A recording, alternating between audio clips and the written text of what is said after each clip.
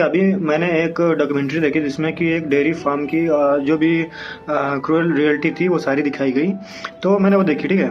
उसके बाद जो मोरल ऑफ द स्टोरी निकल के आई वो ये थी, पुराने टाइम पे जैसे हम जानवरों को पालते थे, जिसे पशुपालन कहते थे, वो पशुपालन आज के समय पर कितना मॉडर्नाइज हो गया है, कितना हाईटेक हो गया है, कितना एकदम डेयरी बड़ी बड़ी फार्म्स खोल रहे हैं, बड़े बड़े फार्म्स खोल रहे हैं और फैक्ट्रीज खुल रही हैं जिनमें प्रोसेसिंग यूनिट्स पूरी बन रही हैं।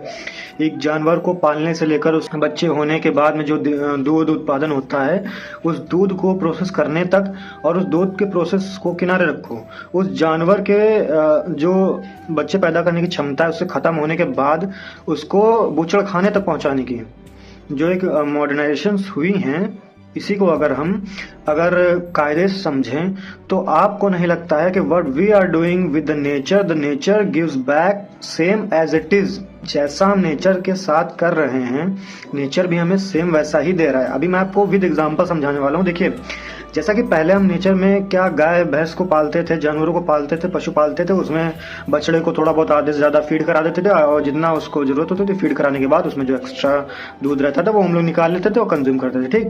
That's it. कोई बहुत बड़ा बिजनेस नहीं चल रहा था पहले, सिर्फ अपने जो घर का यूजेस है उसके लिए हम जानवर पाल लेते, ठीक है।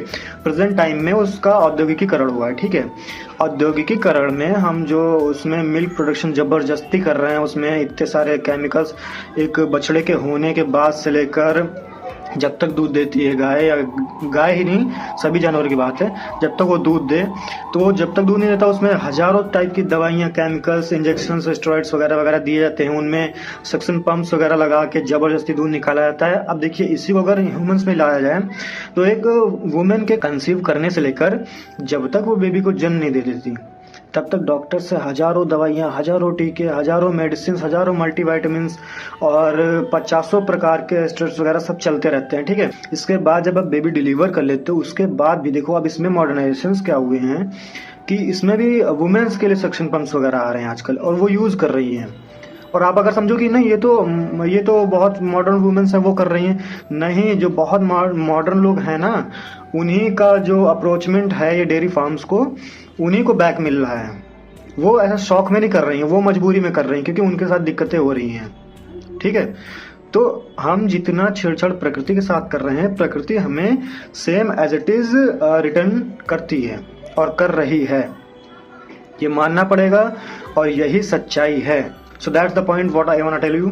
सो देयर इज अ थिंग कि हमें आपको समझना पड़ेगा कि ऐसे चीज़ों का समर्थन कम से कम करो, जितना रिप्लेस हो सके उतना रिप्लेस करो ऐसी चीज़ों को। That's the thing. जय हिंद, जय भारत।